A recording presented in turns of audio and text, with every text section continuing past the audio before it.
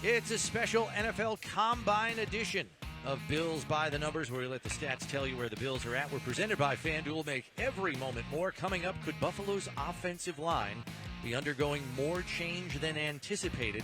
And what are the answers? What positions on Buffalo's roster could see the greatest degree of change this offseason? And Pro Football Focus lead draft analyst Trevor Sikkema joins us to talk potential Bills player additions. And we'll have our one burning question. Someone grab the stopwatch. Steve's going to run a 40.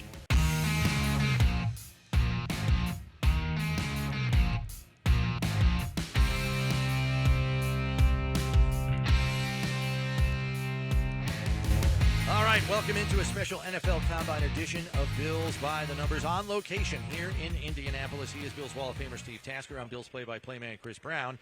And earlier this week, we were given the hard truth from Bills President of Football Operations and GM Brandon Beane that re-signing both left guard David Edwards and center Connor McGovern, slated to become free agents, may not happen. He, along with some of us who take stock of the free agent market, realize with Buffalo's cap constraints and other positional holes, they're paying close to $20 million a season to keep David Edwards, and upwards of $15 per season for McGovern is probably not realistic.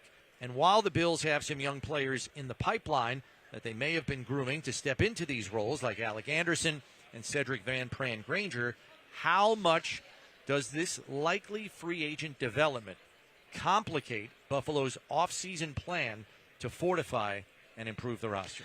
It does complicate it. It does put another couple of spots on the menu for having to fill. I do think, and you and I both know, we've talked about it a lot, one of the strengths of this team over the last half a dozen years has been their offensive line. Yeah. It's stability, the players they've brought in, getting Cedric Van Pran Granger in, Spencer Brown in, and then getting Connor McGovern, David Edwards off the free agent wire. They've had really good success filling in their offensive line. Even back in the days of Mitch Morse, they got Mitch Morse from the Kansas City Chiefs. I have a lot of faith that they're going to be able to fill those spots admirably with some quality guys, particularly since you and I both talk about their depth all the time. It's a deep offensive line. When they call on a guy to come in and start a game or two, which is rare because of the strength of the O-line, they have not missed a beat. So I'm pretty sure they're going to be able to do this without too much problem, but it is an extra degree of difficulty. Right, and you have players that have been in the pipeline already for 2 and 3 years. We're talking about Alec Anderson, obviously Cedric Van Pran Granger entering his third season. Then you have Travis Clayton, the international pathway player who hasn't gotten on the field much but has been in the practice setting for the last 2 years. Tylen Grable's going to be entering his third season, although he hasn't played a ton either due to injury. So you have options. Vandermark is still there as well. Well, Vandermark's a restricted free agent. We'll see what happens, but he could be had and returned, to the team at a relatively affordable cost, shall we say. And, there are guys floating out there in free agency. So I think, we'll see what happens there. So let's branch that out a little bit further here, Steve. What are the possible workarounds for the Bills to address what will likely be a couple of open starting roles on the offensive line? For me, and they may have a different philosophy than I do. I think you got to get a center in. I think it's important massively in the intangibles of how an offensive line works. The guy who snaps the ball talks a lot pre-snap. It's a voice you have to get used to hearing. It's a voice that has a lot of sway in the locker room. It's usually the guy who holds the clicker in the meeting, right? He's running it back for his teammates. You can go back to when Mitch Morse was a part of the club. They called him Dad. I think that center position, while it may be the one that has to have the least tangibles, like the measurables. You got to be this big, you got to be this tall. It's got a bigger spectrum of guys that'll fit in there. It's the atmosphere, it's the personality and the guy that's there that is really important. So in all of that stuff, I guess I'm saying I think the center spot is much more important and harder to fill quality-wise than the guard, even though guards make a lot more money. Yeah. Because teams value them and they got to get out and run and do all this stuff.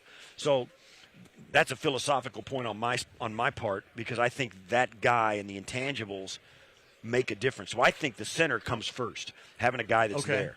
Like they did. Brandon told us yesterday they had a plan for McGovern. When they got him as a guard, they thought we can move him into center depending on what happens with Mitch. So I think they value that as well. I believe it's likely that the Bills plug one of their young players into one of those soon-to-be vacant roles if the thing that we think happens. If it's center, it's either Alec Anderson or Cedric Van Pran Granger. If it's guard, it's more likely Anderson. Because I think Van Pran is a center only. I realize people don't know Van Pran Granger very well. They haven't seen him on the field. They haven't seen him in interviews because he's not playing. He's not getting interviewed by the media. He's a two-time national champion. He played a long career, college SEC. career in the SEC on a very high-quality, high-level team against high-level opponents and was a pillar. I don't think he should be dismissed out of hand as not ready. He's been here for 2 years. He knows the system, which is not changing. The coaching is going to be largely the same, knowing Pat Meyer and Austin Gund are Aaron Cromer disciples. So I think he'll be in the mix. And I wonder if, there are affordable free agent options. It depends how much Brandon Beane has to spend there. If you can get a 31-year-old Wyatt Teller back on this roster for $9-10 million a year, maybe you can do that. But you have other options. I was looking down the list. Trevor Penning from the Chargers, just 27 years old, could be had for $9.5 million per season. Perhaps it's a more affordable option. You mentioned Dallas free agent Robert Jones, the former Miami Dolphin who got signed by Dallas in free agency. His free agent market is trending around 3 to 5 per season at age 27. And then Green Bay, Sean Ryan, who at age 25 could be landed for about $6.5 million a year. So I think there are some affordable free agent options. And I think what's encouraging, Steve, is you already mentioned it. When Brandon signed Connor McGovern and David Edwards, he signed them to 1-year contracts for peanuts. Right. And it panned out for the Bills. Now, they did have to re-sign each of those guys to a second contract to keep him here. Actually, McGovern was a 3-year deal for $23 million. Yes, so he was an appreciable deal. David Edwards, he got pretty much off the waiver wire. Off the scrap heap. Here's the thing as well. These guys that you mentioned, we talk about them all the time. Nobody knows who we're talking about. Travis Clayton and Tylen Grable. Here's what I think as well. They will have a conversation about whether either of those guys. Now they are big dudes. They're big tall and long. They're offensive tackles in the NFL. They're 6'6", 6'5", 6'7", I think. I think Grable or Travis Clayton is like a 6'7" dude. It is not wrong to think about those guys moving in 3 feet and playing at guard. Yeah. They can do that, and in fact, there is every possibility David Edwards was 6'5". They may say, you know what, he's better there, and he feels more comfortable there. Some guy, what happens between the ears of these guys, particularly for a guy like Travis Clayton, who comes in, who's new to football, young in the game, from international pathways. That move in 3 feet may just be the thing that says, okay, yeah, I can do this. You know what I mean? Yeah, having a guy on either side of him. And then all of a sudden, you've got a 6'7", 320-pound guard. Let's go. Yeah. I mean, that's what you're looking at. So it's all of that stuff is possible.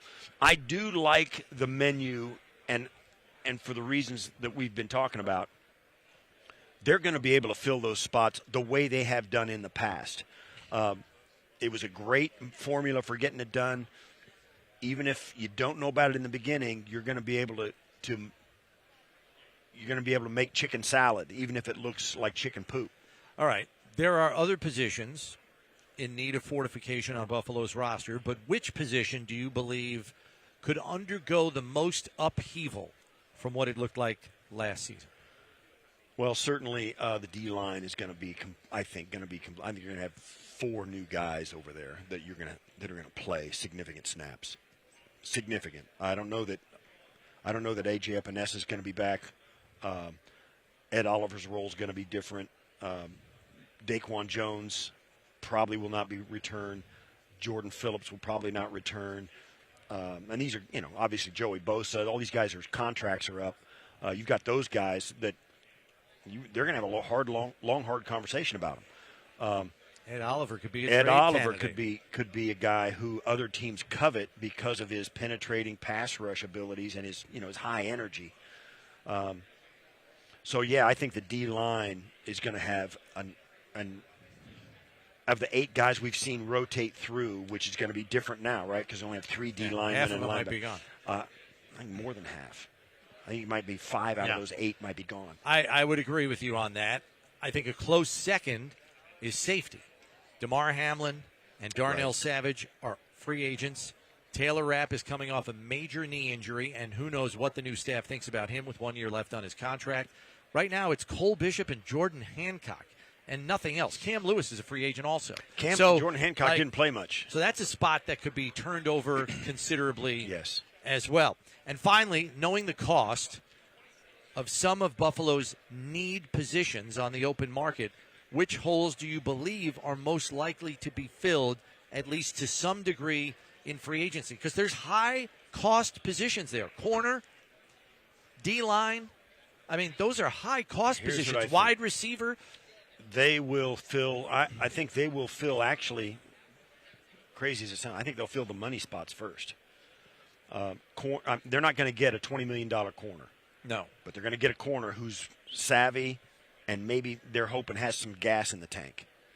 One of those guys who has been one of those guys who is trying to still be, or you think, and they're not going to ask him to play 17 games. They're going to ask him to play maybe 8, or maybe start a half a dozen. That I think those the wide receiver spot, they have to address it. They don't have enough bodies over there. Yeah, especially if Curtis Samuel becomes a casualty. So I think the wide receiver, the corners. We've already talked about the safety. All these clubs. I don't think linebacker will be as huge an upheaval as we think. I think there'll be some draft picks in there. Maybe they re-sign Shaq to a 1-year deal. Right. And then they'll just roll with the guys they've got. In fact, I wouldn't put it past them to, watch and see what happens with Milano. I would like to believe they could add a veteran free agent at O-line, as we talked about.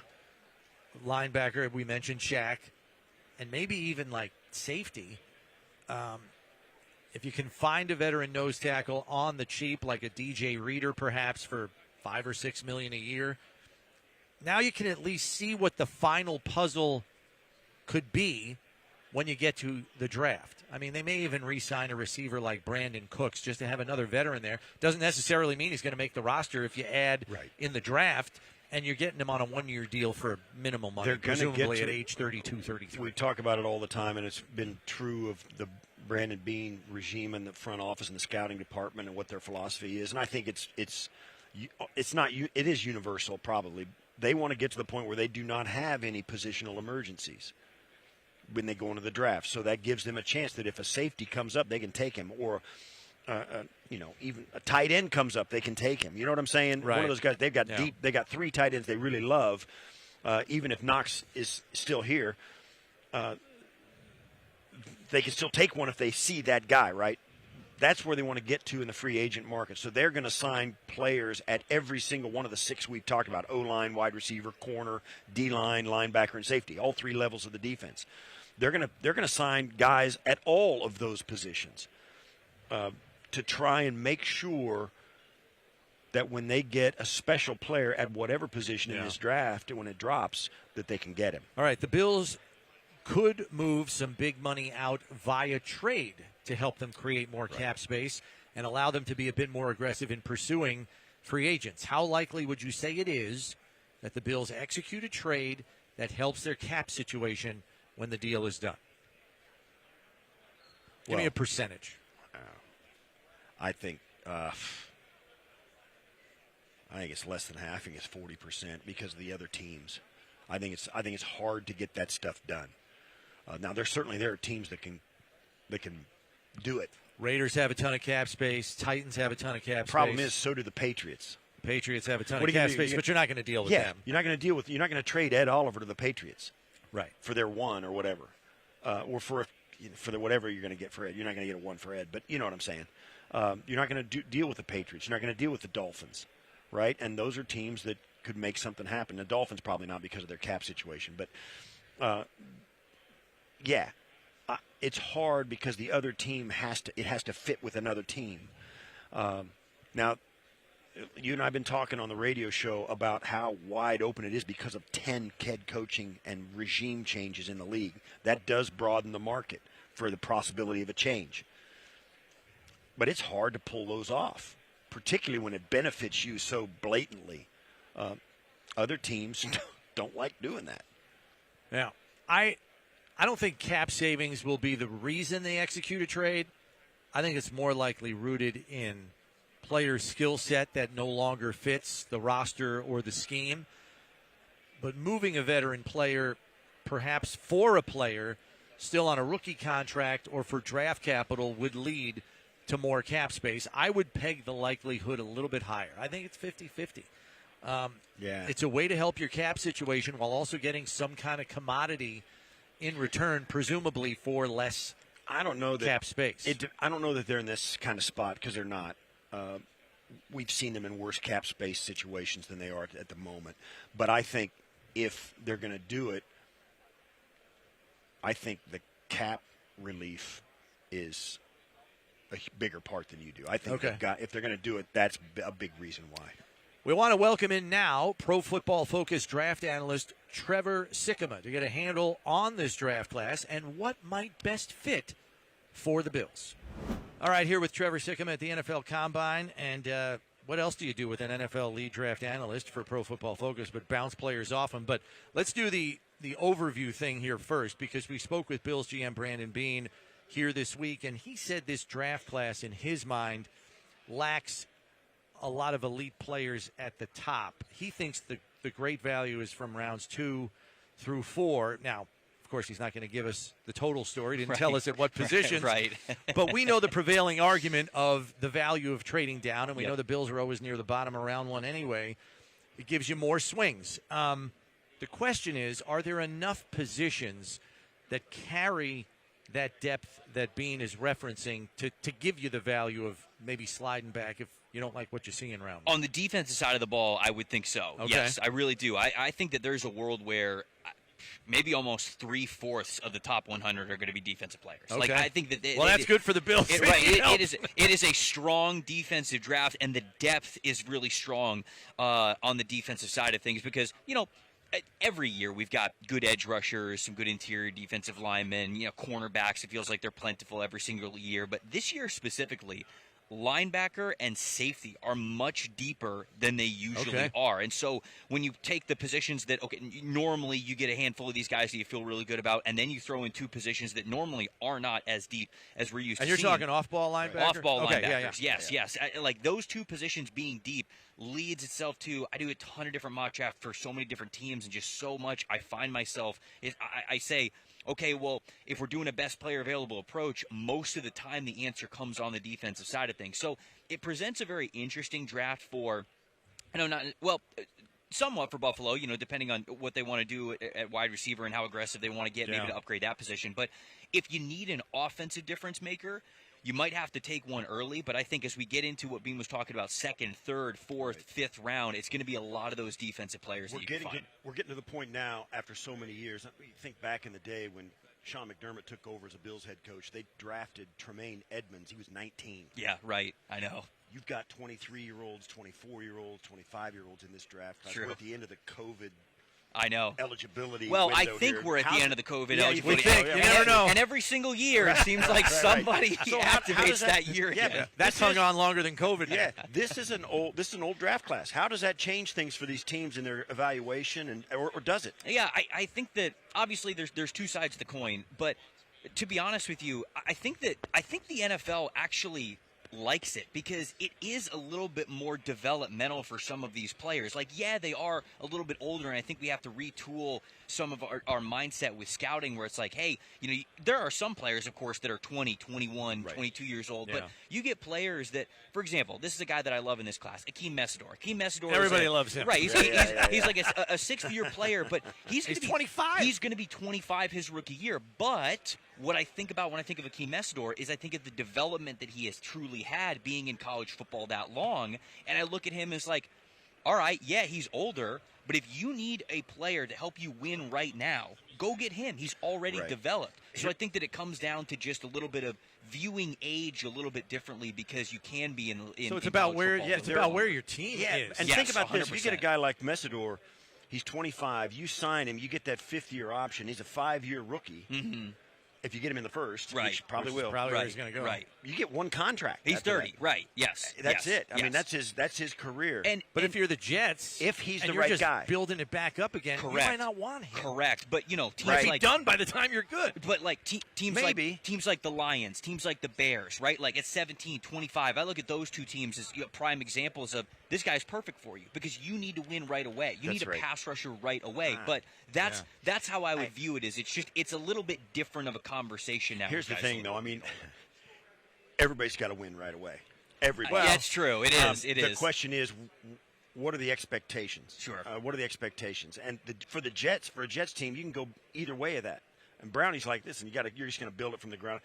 You got to get good right away. That's true. Or somebody else is going to get good right away. I am also, I think when I started doing draft stuff, when I started my sort of like scouting career on the media side of things, I leaned into a lot of the potential. I leaned a lot into the 20-year-old, the 21-year-old guys who was like, okay, all the upside is there. And the longer I have done this, the more that, like, Mesidor is a good example where I'll have conversations with people, and they'll say, well, he's 25. And I'm like, all right, well, you're about to tell me you want to draft a kid at 22 who you hope is as good as Mesidor when he is 25. So why not just draft the guy who's already good when he's 25? So I agree. That's kind of where I agree completely. And we've talked. We have this. We go around and the same old. We say the same old thing because we've been doing this a long time. Sure. Yeah. Just take the best player that's there. Yes. Whether he's 25 or whether he's 20. Yeah.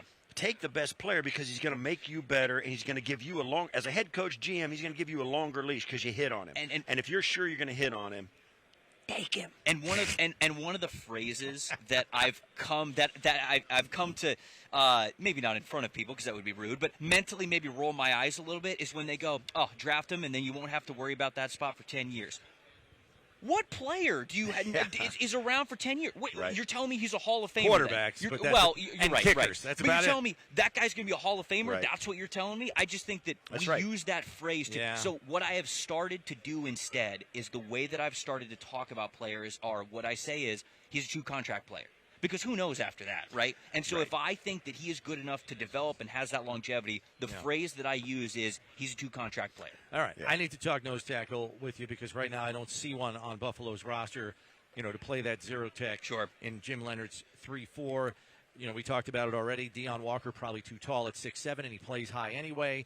I think T.J. Sanders is a 4-eye or a 5-tech for them. Same thing for Landon Jackson. So let's discuss some of maybe the more polarizing nose tackles in this class. Sure. I need you to help us out with Caleb Banks from Florida, Darrell Jackson Jr., Florida State, Dominique Orange, Iowa State, Chris McClellan, Missouri. Yeah, massive dudes, right? I mean, you picked the right guys to highlight there as those nose tackle types. And obviously, I think they go in order a little bit of where you would potentially get those players. Although I would say I think that Orange could probably go ahead of Darrell Jackson. Just depends on how in love with the insane. A little more measurables burst you are. there than you get with. He is a little bit. I think a little bit. But he's got more of the finesse game than Darrell Jackson Jr. does. But I was at the Shrine Bowl and I stood next to Darrell Jackson Jr. I mean, massive. They don't make many human beings. And his arms are like vines, it's right? His build is not. He is like 99th percentile height, weight, length. Right. It's nuts. He's a 1%er. Yeah, 100% he is. Day 2 guy, or do you think even fringes of early day 3 I would for Darrell yeah, Jackson? I would Because he's say only a run stuffer pretty correct. much, right? Yes. So I would say probably early day 3 for him. I think he's somebody that you could get in the 4th round, unless again a GM just goes, "Hey, give me the guy that he just doesn't look like everybody else." Right. What about some of these other dudes? Banks is tall too. Can he get low enough to? So I'm a Florida Gator. I went to University of Florida, so I watched a lot of Caleb Banks. Unfortunately, I didn't watch a lot of him this year because he had the foot injury. Right, he only played 2 games. To me, the medicals are the biggest thing for him because the rest of it, I mean, the talent, no question. I mean, if he makes it to the Bills at the back end of the 1st round, I think he's very obviously a player that they would love. 6'6", 330 pounds. I think if he's going to compete at the combine when it comes to all of the, not just the drills, but also the athletic testing, I think he's got the ability to put on a show. So to me, he he is somebody who can really defend the run super well when it comes to that natural size and length that he has. If he is on the board there at the back end of the first round, I think he's absolutely a Bills And target. then McClellan, where do you see him kind of? He's probably like an early day 3 guy as well. That's kind of where I see McClellan. I don't along with mind the that rest of these because guys. they might be looking for somebody around that Hey, time. Tim Keenan from Alabama, like he's another one. He doesn't have the length, but he's got that bowling ball nose tackle type of a build. Tree stump. Yes, he missed a little bit of time due to injury as well, but strong as an ox for that Alabama defense. So he's another name that I would throw. Who are you looking at on the edges of your radar that you think may either A, need to really bust a 40 time or some immeasurables here at this combine, or B, who you think is going to rock it up and nobody knows about? So are you just saying any position? Any position. You've already talked about these nose tackle guys.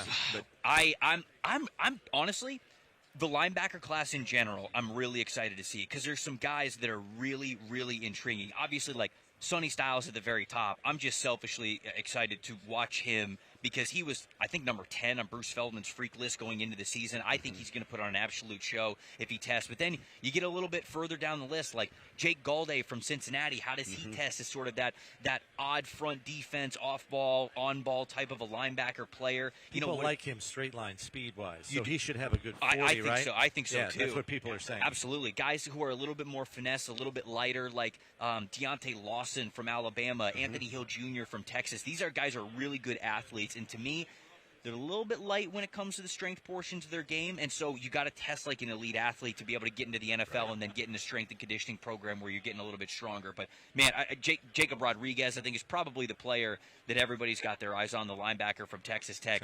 We have a mock draft simulator over at pff.com, and we have a leaderboard section where you can see the player that is drafted the most by people of any team, doesn't matter. Jacob Rodriguez is the number 1 drafted player that we have. So fans across the NFL love this dude. So I know it's going to be all eyes That guy on was him. good, though, because of Lee Hunter. Lee Hunter ain't bad as well. Yeah, yes. he's going to go yes. early. Yes. Last one before we let you go. A couple of nickel prospects I want to review with you because I'm hearing it's a good nickel class this year. And the Bills have a 30-year-old in Taron Johnson. You might want to get a guy in the pipeline behind him to get ready. Keontae Scott from Miami. Oh, yes. Traden Stukes from Arizona. And I think you have one other that you like, too. I do. And the best part about where the Bills might be going and how customizable and creative they might be with that nickel spot is in today's NFL, you could be a nickel in a lot of different ways. You could be a corner who bases as a nickel defender. You could be a linebacker who bases as a nickel defender. You could be a safety who bases as a nickel defender. So those two options that you mentioned there, more of the cornerback mold for Keontae Scott, one of the best run defenders in all of college football. I mean, you turn on the tape. This is just a quick example of this. Miami will play in an underfront most of the game where they've got their 3 defensive linemen on one side of the line of scrimmage. They've got Reuben Bain Jr. over the offensive tackle or next to the tight end, and then they have Keontae Scott next to him. So they will basically present a scenario to the offense where they go, okay, yeah, you have numbers to Bain and Keontae Scott's side, and they go ahead, run the ball over there, see what happens. And anytime the teams did, Keontae Scott and Reuben Bain. Scott almost plays like a linebacker. I mean, the strength that he has. I got to think that's coveted. Like, absolutely, for a guy in that package. And then Stukes. Man, he's like 6'2", 200 pounds. And when I'm watching him, I'm like, you sure you're that big? Because you look like you move like a player who's a lot smaller, which is a compliment to him. And he's sort of that safety hybrid. 2 other players that I will shout out. Okay. One of them, Kyle Lewis, the linebacker from Pittsburgh.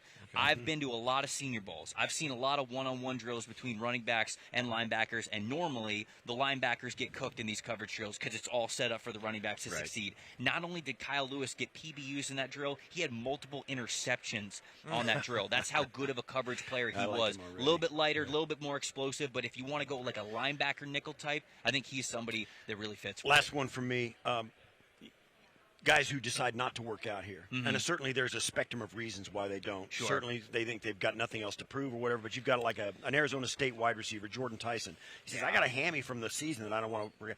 That may be just rhetoric. His agent said, just tell him your hamstrings still hurt.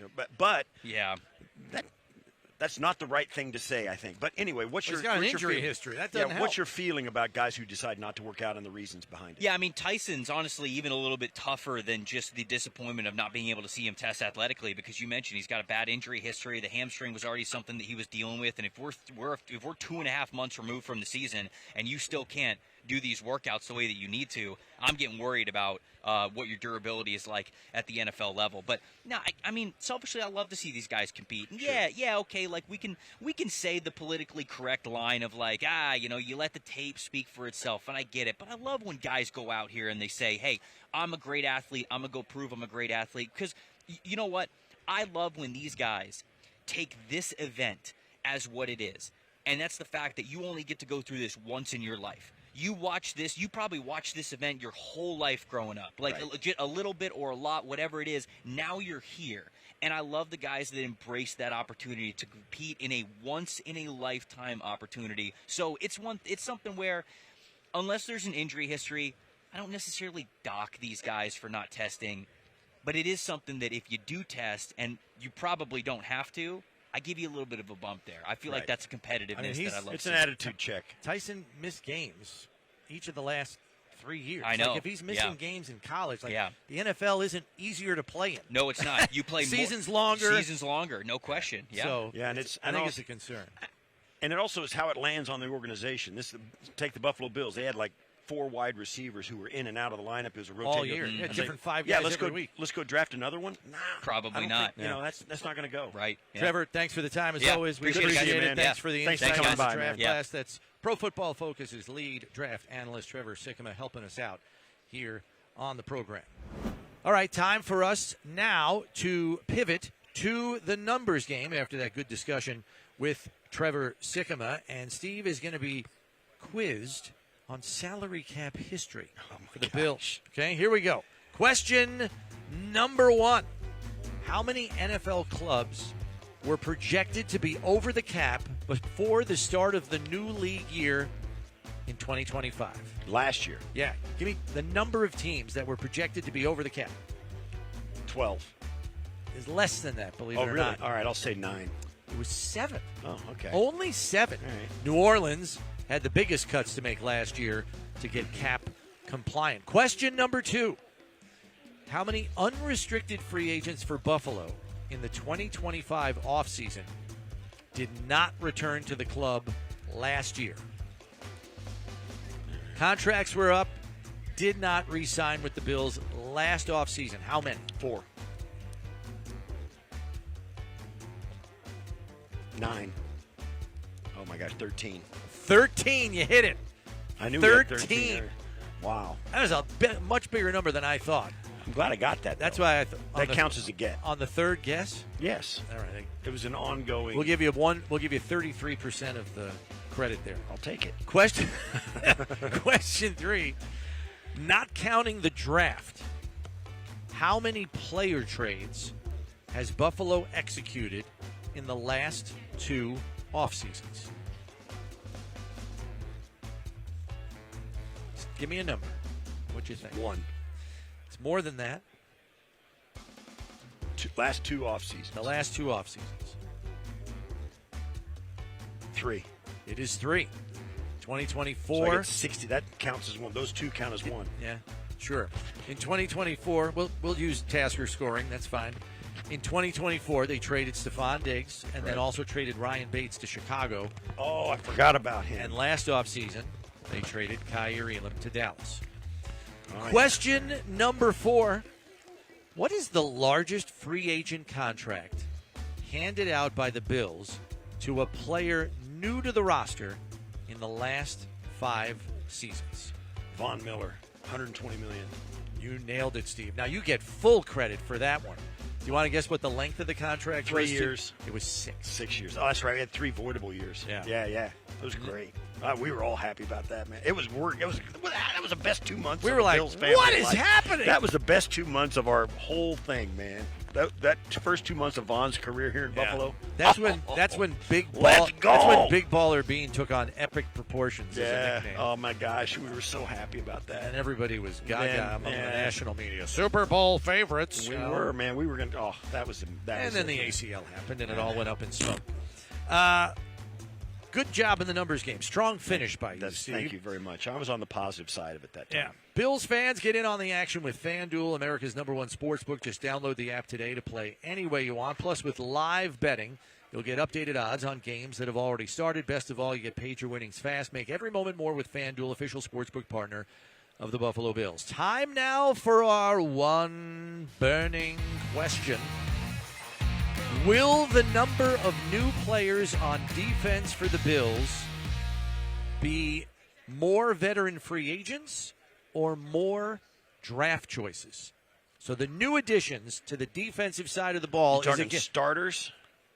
Just give me a total number. Are we going to get more veteran free agents on defense or more draft choices on defense for the total number of additions that are new? Veteran free agents.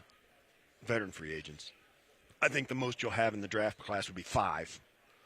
And you're going to have more than that in veteran free agents. Yeah, with the upheaval and turnover we're expecting, right? It kind of makes sense that it's probably going to have more vets. You're not going to have 7 draft picks because at least 2 of them will be offensive players. And even if all the rest of the 5 make the roster, you got to know it's just too many bodies to make up for. Could have an undrafted free agent or 2.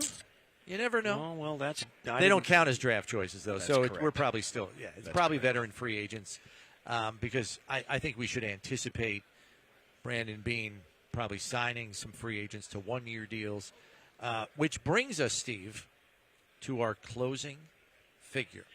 It examines the last time the Bills had to go the budgetary route in free agency because of cap constraints. It happened in 2023. Buffalo signed 13 free agents that offseason. 10 of them signed 1-year contracts. One of those 1-year contracts went to defensive end Leonard Floyd, who had 10.5 sacks in his 1 season with the Bills. The only contract of more than 2 years given to a new addition to the roster that year via free agency went to one Connor McGovern, 3 years, $23 million.